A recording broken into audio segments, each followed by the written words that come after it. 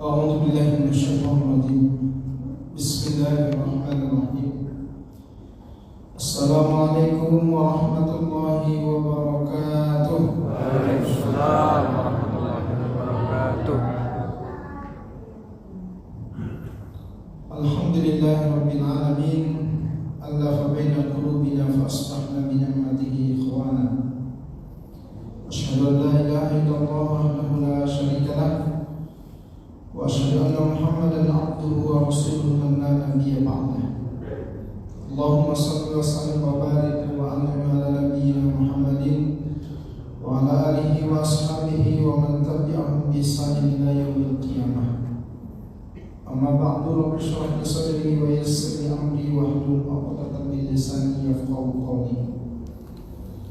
رب زدني علما وارزقني فهما. اللهم إنا نسألك علما نافعا ورزقا طيبا وعملا متقبلا.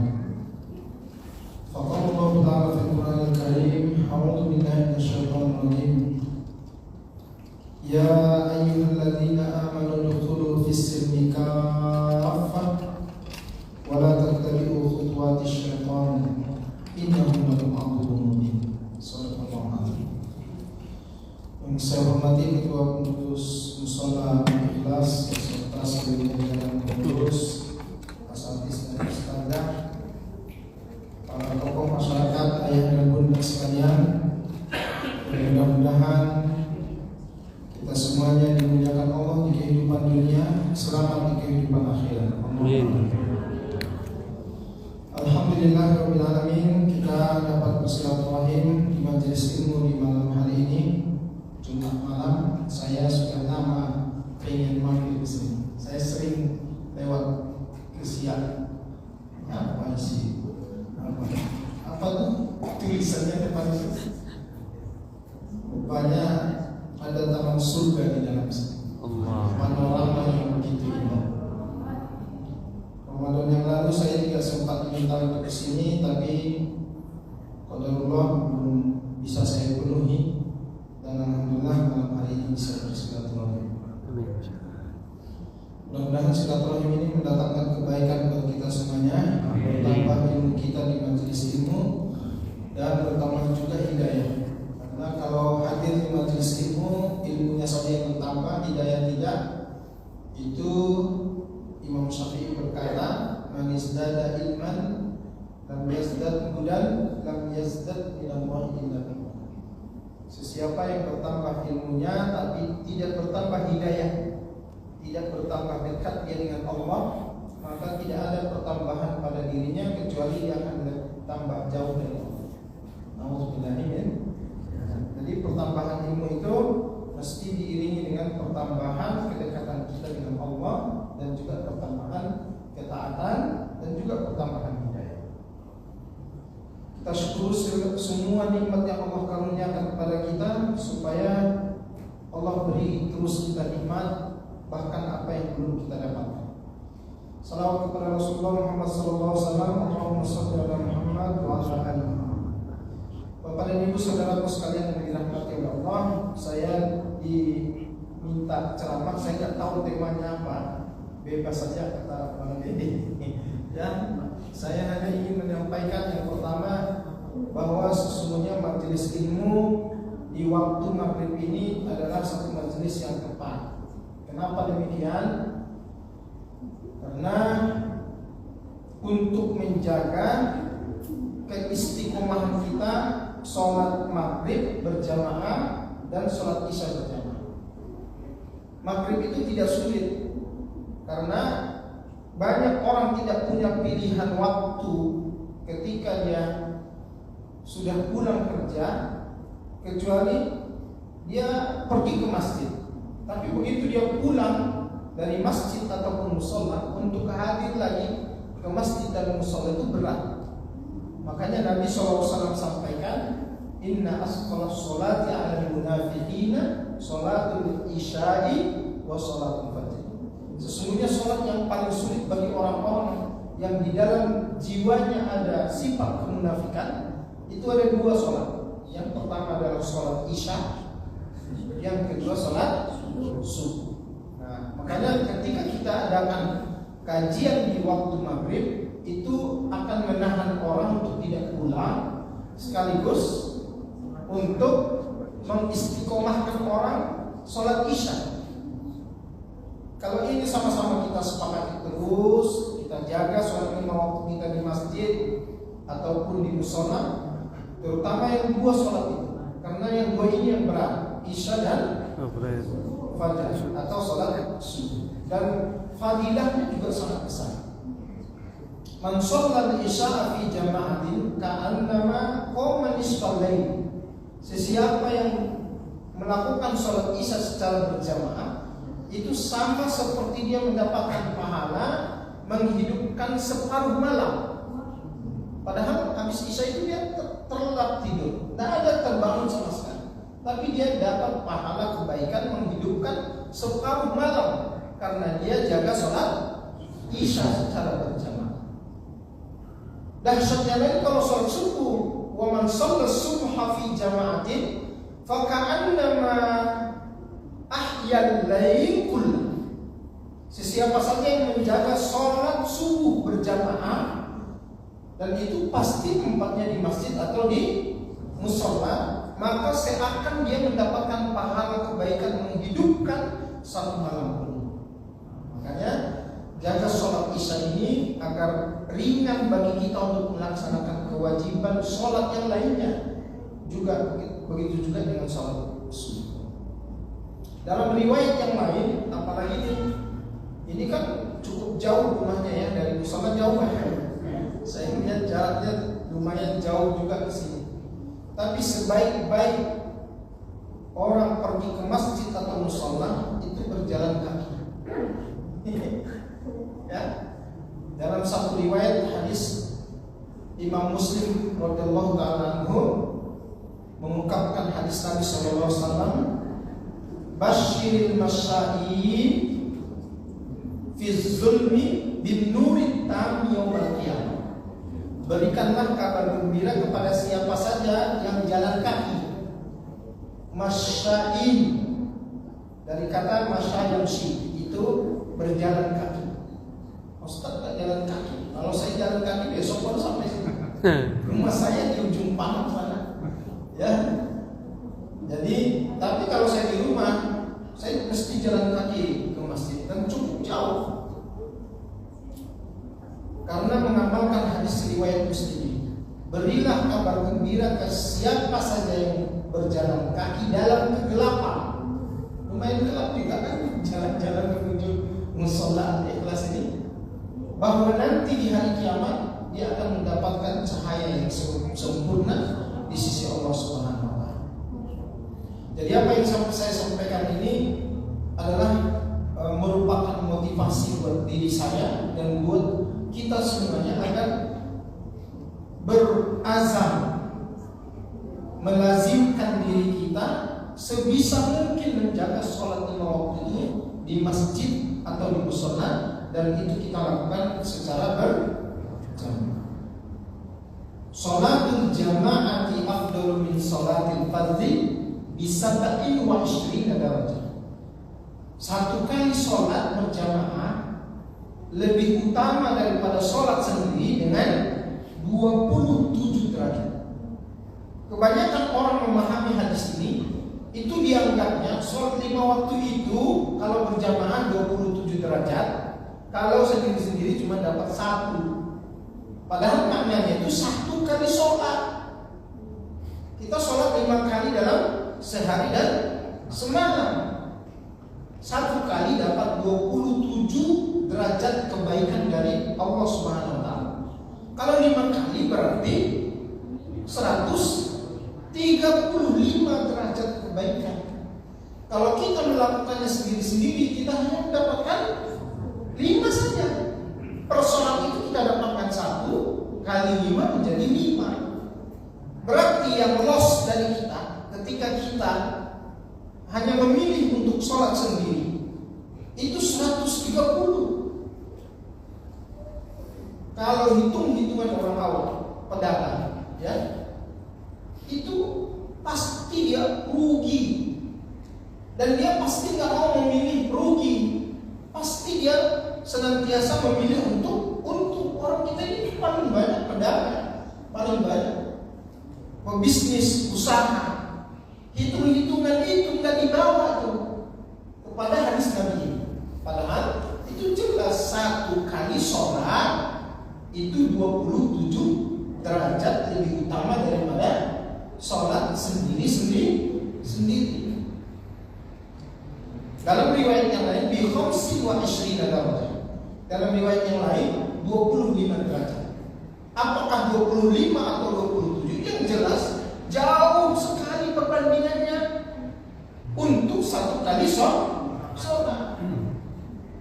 Dan harusnya kita pahami itu 5 kali sholat itu berarti dilipat gandakan 5 kali dari keutamaan yang Allah tawarkan melalui hadis Nabi Sallallahu Alaihi Wasallam. Bapak dan Ibu saudara sekalian yang dirahmati Allah, ini saya mengajak diri saya dan kita semuanya supaya masjid-masjid kita dan musola-musola kita ke depan tuh bisa makmur. Karena hakikatnya masjid dan musola itu tidak dapat dimakmurkan oleh sembarang orang. Makanya Allah hanya batasi orang-orang yang istiqomah memakmurkan masjid dan musola itu hanya 4 kategori orang. Dan itu Allah sampaikan dalam Al-Quran surat At-Taubah.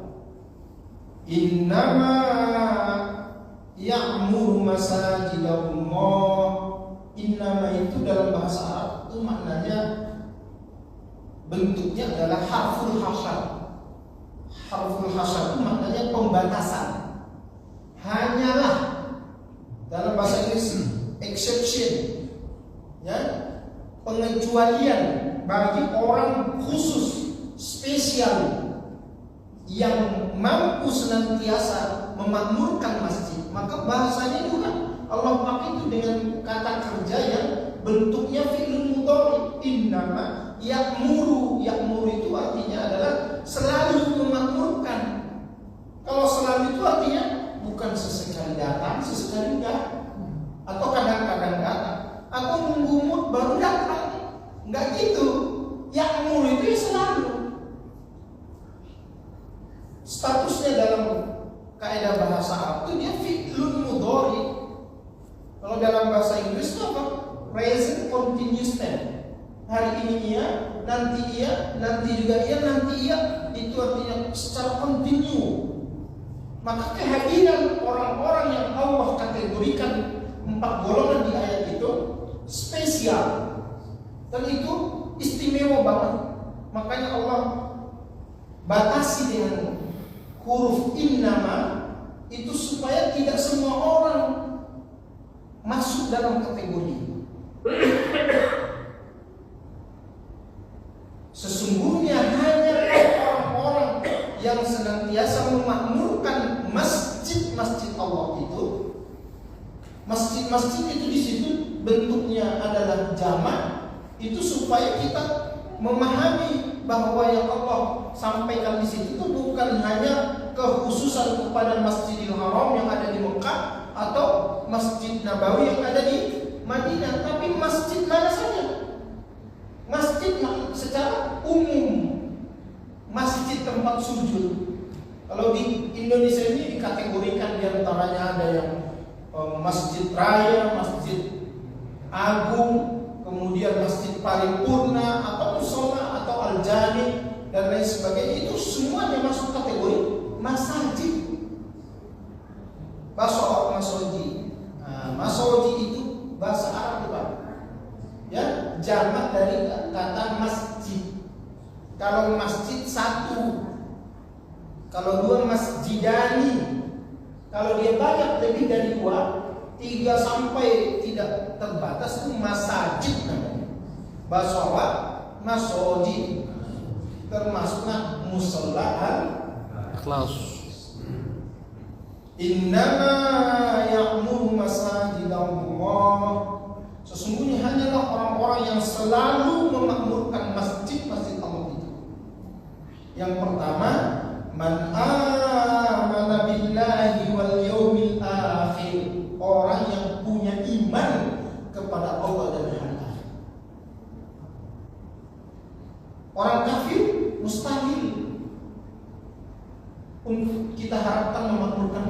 mustahil.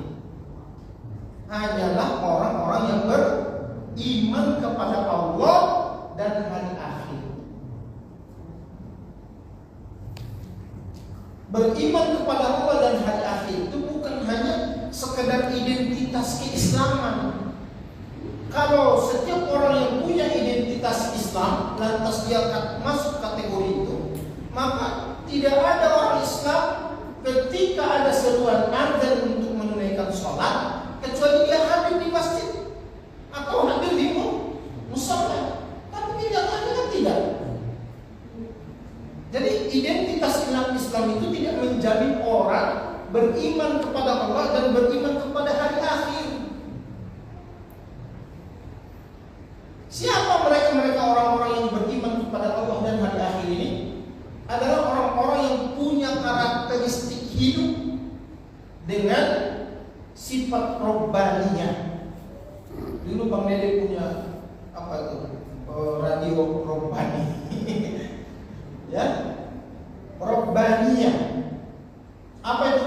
Menyadari diri kita ini sebagai hamba-hamba Allah yang harus menunaikan kewajiban, harus taat kepada apa yang diperintah oleh Allah dan menjalankan apa yang disuruh untuk kita lakukan. Itu robbani. Dan di sisi yang lain menyadari bahwa perjalanan hidup kita ini diawasi Allah. Jangan katakan ketika kita tidak sholat, gak apa-apa, ini kan pilihan hidup saya. Sebagai orang beriman, Allah tahu kau tidak sholat, dan itu besar pertanggungjawabannya. Sekarang ini banyak kita ini merasa bahwa pencurian adalah dosa yang besar yang tidak bisa kita maafkan, sehingga ketika terjadi pencurian digebukin sampai hilang nyawanya. Padahal di sisi Allah, orang yang tidak sholat itu jauh lebih besar kemungkarannya daripada orang yang melakukan pencurian itu. Bukan berarti kita ingin melegalkan pencurian, bukan. Tapi pola pikir kita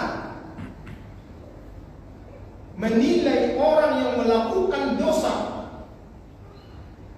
seperti pencurian atau dosa-dosa yang lainnya itu seakan-akan itu adalah dosa yang besar, yang jauh lebih besar dengan dosa orang-orang yang tidak mau sholat. Padahal bisa jadi gara-gara nggak sholat itulah dia mau mencuri. Gara-gara tidak kuat iman lah dia mau mencuri. Karena dalam satu riwayat Rasulullah SAW sampaikan, la yasriqus sariq wa huwa mu'min. Seseorang tidak akan mencuri pada saat dia mencuri kecuali tanggal imannya. Jadi orang mencuri itu waktu mencuri dia adalah beriman dia. Kalau dia beriman kepada Allah, dia yakini Allah, dia sadari bahwa Allah mengawasi dia, tidak mungkin dia melakukan perbuatan itu. Karena dia sadar berat mempertanggungjawabkannya di hadapan Allah. La yasriqus sariq wa huwa mu'min. Tidaklah seorang melakukan pencurian pada saat dia mencuri itu dia beriman. Tidak. Nabi yang mengatakan itu. Maka karakteristik orang yang kokoh istiqomah menjaga sholat berjamaah di masjid, memakmurkan masjid-masjid selalu, itu diantaranya adalah orang yang memang kokoh iman. Dan perintah untuk menjaga keimanan ini adalah perintah untuk kita menyadari bahwa kita adalah hamba-hamba Allah yang robbani. Maka li basharin ayyutiyallahu hukma wal nubuwah thumma yaqul kunu ibadan li min dunillah walakin kunu rabbaniyin bima kuntum tu'allimuna al-kitab wa bima kuntum tadrusun. Ali Imran 79. Perintahnya di ayat itu adalah jadilah kamu hamba-hamba Allah yang sadar bahwa kita ini adalah makhluk ciptaan Allah, makhluk yang mesti ikut kepada perintah Allah, yang mesti melaksanakan suruh Allah, mesti menjaga ketaatan kepada Allah. Rabbana. Itu yang pertama. Yang kedua, man amana billahi wal yaumil akhir wa aqamas shalah. Orang yang senantiasa memakmurkan masjid-masjid Allah itu adalah orang yang sholatnya memang di masjid. Mustahil orang jarang ke masjid lantas dia tergolong sebagai pemakmur masjid. Mustahil. Sekarang ini banyak di tahun politik ini ada orang yang tiba-tiba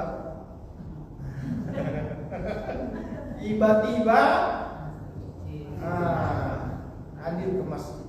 Saban tahun nggak pernah wajahnya terlihat di masjid, tapi begitu tahun politik ini saatnya gua ke masjid. Kalau enggak nanti tidak dapat suara. Ya kan? Ada nggak begitu? Banyak. Bahkan bagi-bagi duit di masjid. Begitu ditanya, bagi duit dari mana tuh? Itu zakat mal saya. Zakat mal kan rukun Islam yang kelima. Sejak kapan rukun Islam yang kelima berzakat? Ya? Itu ketahuan bongaknya gitu ya. Alhamdulillah. Ketahuan bodohnya. Nah, inilah yang perlu kita waspadai terhadap diri kita. Dan saya lihat nih bapak-bapak sudah istiqomah nih sholatnya. Tapi generasi yang berikutnya mana? Anak-anaknya mana? Cucunya mana? Kita bawa juga. Saya biasa bawa anak saya. Tapi tadi yang saya pas di sekolah tiba-tiba dia demam, gak bisa itu. Biasanya itu supaya regenerasi ini gak putus. Ya, saya dari masjid ke masjid saya lihat itu, usia saya semua, usia yang generasi Z dan yang X milenial itu nggak nampak dia. Kemana mereka? Mungkin bapak suruh dia sholat di rumah, padahal tidak ada semulia-mulianya tempat sholat kecuali di masjid. Apalagi mohon nih bapak ibu yang bacaan Qur'annya itu tidak benar atau belum benar, jangan coba-coba sholat sendiri. Apalagi yang belum paham tuh bacaan sholat, jangan berani sholat sendiri, khusus yang sholat wajib 5 waktu. Kenapa? Karena sholat itu penilaiannya yang pertama bacaan, yang kedua gerakan. Kalau bapak lakukan dan diantara yang bapak ibu lakukan itu salah, maka yang satu itu, yang tadi satu, itu pun tak sempurna satu dapatnya. Dapat satu itu kalau sempurna amalannya, sempurna perkataan ucapannya, bacaan-bacaannya, sempurna juga gerakannya dengan rukun dan syarat yang seharusnya dipenuhi. Lah kalau nggak sempurna berarti dalam bahasa fikihnya itu fasik, rusak. 3 kategori sholat itu, yang pertama sahih, artinya sah sholatnya. Yang kedua fasik, rusak sholatnya. Ketika ada diantara syarat yang tidak memenuhi, diantara rukun-rukun yang harusnya dipenuhi. Kemudian yang ketiga, batil itu artinya batal. Kapan terjadi batal ibadah seseorang atau sholat seseorang? Ketika salah satu diantara rukun itu tertinggal, maka batal sholatnya, batal ibadahnya. Makanya jangan berani-berani melakukan ibadah sholat yang kita anggap sepele itu sendiri kalau ilmu sholatnya belum benar. Solusinya ikut berjamaah. Ikut berjamaah imam di musola Al-Ikhlas pilihan. Pilihan kan? Gak sembarangan kan? Pilihan.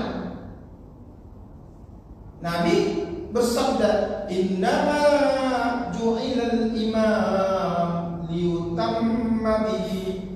Sesungguhnya imam itu ditetapkan untuk diikuti. Diikuti bacaannya, diikuti gerakannya. Bapak kalau masbuk ya atau ikut sholat berjamaah, imam sudah ruku, Bapak nggak ikut begini kan? Sedekah, nggak ikut, langsung ikut sujud. Nggak boleh buat sendiri gitu. Ikut ruku. Dan ruku ketemu dengan imam. Masbuk bukan? Makbul atau masbuk deh? Makbul sholatnya, 1 rakaat itu terpenuhi. Padahal yang tidak ikut tadi, Fatihahnya imam tidak ikut, baca ayatnya juga tidak ikut, tapi dia ikut ruku bersama imam, maka dia makbul 1 rakaat tersebut. Kecuali kalau imamnya sudah naik iktidal, lalu tiba-tiba kita gabung langsung iktidal, atau ada orang yang tiba-tiba disedekapkannya terus dirumpukannya, tetap 1 rakaat itu tidak terhitung makbul, wajib diganti kekurangannya. Tapi kalau kita sempat ikut ruku, itu artinya kita makbul, kita tidak masbuk. Masbuk itu artinya terlewat gerakan imam. Terlewat gerakan imam itu batasannya ruku itu. Nah, imam kita ikuti, bacaannya kita ikuti gerakannya. Maka pahalanya imam adalah pahalanya makmum. Istimewanya lagi, dosa imam bukan dosa makmum. Apalagi kurangnya kita mengikut imam. Makanya supaya kita tergolong orang-orang yang senantiasa memakmurkan masjid Allah, sholatlah berjamaah bersama. Selalulah ikut terdepan untuk hadir di masjid ataupun mushola, menunaikan sholat 5 waktu secara berjamaah, dan itu berimam. Bacaan kita yang kurang itu tidak dianggap, karena bacaan kita ngikut kepada bacaan di Masyaallah muslimin, muslimat yang dirahmati oleh Allah. Itu yang kedua, yang memakmurkan masjid, wa aqamas shalah. Yang ketiga, wa ataz zakah. Orang yang senantiasa memakmurkan masjid itu adalah orang yang sadar untuk menunaikan bahagian dari harta yang harus dia keluarkan. Ada yang wajib, ada yang sunnah. Yang wajib berupa zakat, gak ada toleransinya, gak bisa tiap kali, karena persoalan zakat ini sudah detail diatur oleh nas Al-Quran maupun hadis Nabi SAW sebagai kewajiban. Makanya zakat itu maknanya adalah ikhraju malin makhsusin, mengeluarkan harta khusus. Tidak semua harta itu wajib dizakatkan. Khusus itu yang mana ya? Harta yang sudah mencapai nisabnya, harta yang statusnya itu adalah harta halal, harta-harta yang sudah dapat dia ketentuan wajib untuk dikeluarkan, itulah zakat. Min saksi maksus, zakat itu ditunaikan oleh orang-orang tertentu, tidak semua orang. Nah, kalau saya lihat ini wajah-wajah ini wajib zakat semuanya.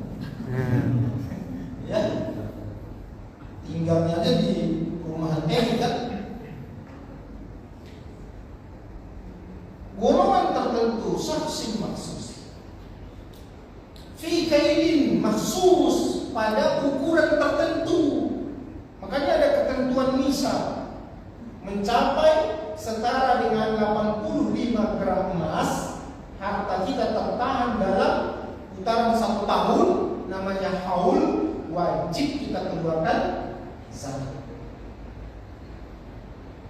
Ya, ila mustahiqin mahsus, zakat itu juga ditunaikan atau dibagi-bagikan kepada orang-orang tertentu. Orang-orang tertentu itu sudah Allah sebutkan dalam surat At-Taubah ayat 60 yang kita kenal dengan istilah al-asnaf ats-tsamaniyah. 8 golongan yang berhak menerima zakat. Selain yang wajib, sunnah. Yang sunnah ini banyak. Jangan bilang sunnah itu pilihan, tidak. Ya, sunnah itu bukan pilihan, Pak. Sunnah itu perintah. Nggak ada yang namanya sunnah kecuali dasarnya perintah. Dan yang memerintah itu siapa? Allah dan Rasulullah. Bapak kalau memerintah, menyuruh anak, kira-kira Bapak kasih pilihan nggak dia? Dilakukannya nggak apa-apa, nggak dilakukannya nggak apa-apa. Hah? Bapak kasih dia pilihan. Apa yang harus dia lakukan? Harus dilakukan yang kita suruh. Apapun yang Bapak Ibu suruh sama anak, pasti yang Ibu inginkan dari suruh itu adalah dilakukan, bukan kasih dia pilihan. Allah juga sebenarnya begitu terhadap kita. Apapun yang Allah perintahkan kepada kita, sebenarnya Allah tidak kasih pilihan kepada kita kecuali untuk melakukannya. Bukan memilih melakukan yang gak apa-apa, gak dilakukan juga gak apa-apa. Ini banyak nih. Sunnah itu dimaknai dilakukan dapat pahala, ditinggalkan enggak apa-apa. Gak ada itu dalam pendekatan fikih itu, gak ada itu. Istilah ditinggalkan gak apa-apa itu gak ada. Sunnah itu dalam pendekatan fikih maknanya adalah mayusabu ala fi'lihi, yang kalau dilakukan diberi sawab, pahala. Ya, wa yudammu ala tarkihi, dan dicela kalau ditinggalkan. Itu maknanya sunnah dalam pendekatan fikih. Dalam makna yang lain, wa yulamu ala tarkihi, kalau dilakukan mendapatkan ganjaran pahala, kalau ditinggalkan tercela, terhina. Kenapa? Harusnya dapat pahala, milih tidak dapat apa-apa. Coba bayangkan. Terhina tidak? Tercela tidak? Sama dengan tadi itu. Hitung-hitungan Manggale, harusnya dapat 135, milihnya dapat 5. Bodoh apa pintar? Kali bahasa. Hah? Nggak pintar bahasanya ya. Ya? Pilihannya yang mana? Dapat 5 atau 135? Bodoh. 135. Itu kecerdasan akal. Jadi agama ini kita bawa juga itu ilmu Manggale itu. Jangan hanya hitung-hitungan Manggale itu kotak betul, bahkan sampai menghalalkan yang haram untuk mendapatkan tambahan keuntungan. Jangan ambil fadilah yang lain yang Allah sudah sediakan. Dengan itulah tadi sholat 5 waktunya dijaga. Nanti Allah datangkan yang kita inginkan. Bapak dan Ibu saudara sekalian yang dirahmati oleh Allah. Jadi sunnah itu begitu maknanya, dan tidak ada perintah dari Allah maupun Rasulullah kecuali konsekuensinya hanya 2. Yang pertama adalah wajib. Nanti kalau ada keterangan yang menerangkannya nggak sampai wajib, baru turun di bawahnya status wajib menjadi sunnah. Pilihan itu itu Pak, yang tidak ada perintahnya, tidak ada larangannya, itu baru pilihan. Bahasa hukum Islamnya mubah atau al-ibahah, sesuatu yang boleh. Sesuatu yang boleh itu artinya ya namanya boleh. Ya kita mau lakukannya silakan, enggak lakukan silakan. Kenapa? Enggak ada perintahnya, enggak juga ada larangannya. Tapi kalau yang namanya sunnah itu dasarnya adalah perintah, dan yang memerintahnya adalah Allah dan Rasulullah Shallallahu Alaihi Wasallam. Terkait dengan harta kita yang sunnah apa Ustaz? Ada infak, ada sedekah, ada wakaf, ada hibah, ada hadiah, macam-macam. Ya, atau ya, dan tidak ada penitipan harta yang terbaik kecuali di masjid.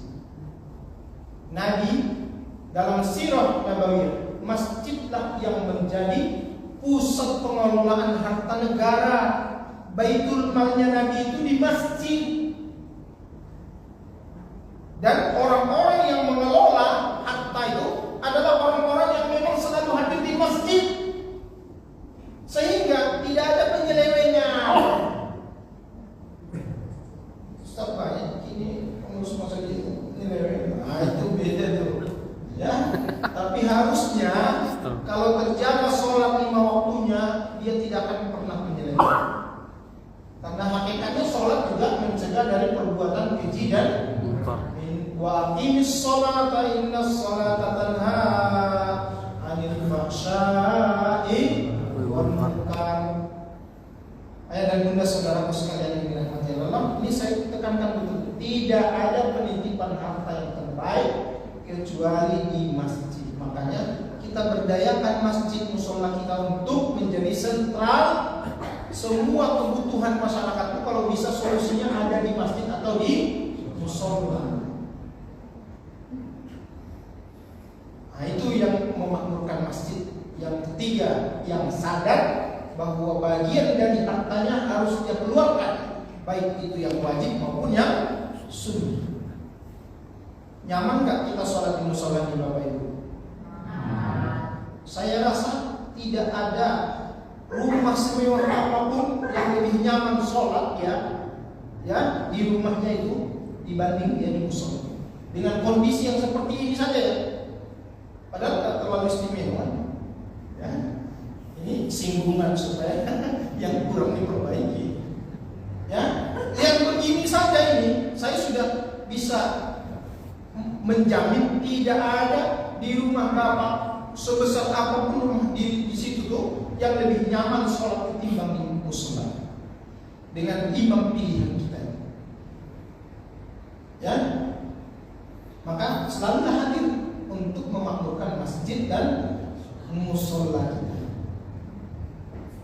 Ya, ayah dan bunda saudaraku sekalian yang dirahmati Allah, buat program-program yang menarik semua anak-anak kita. Dia harus hadir di masjid atau di musola.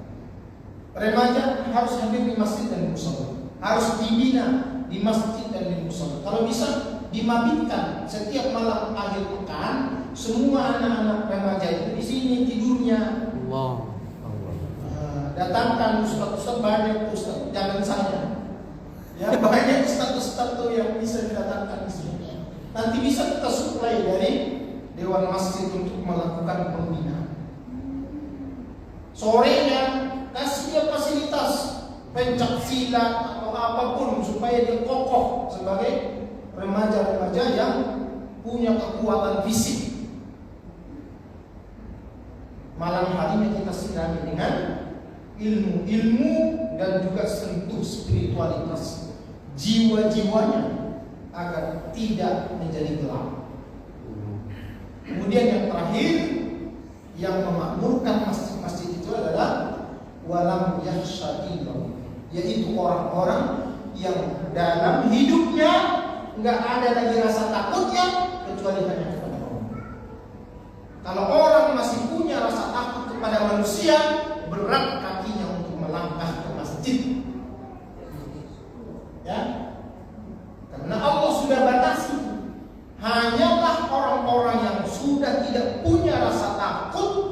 kepada siapapun kecuali hanya kepada Allah, yang tergolong kepada orang-orang yang senantiasa memakmurkan masjid-masjid Allah.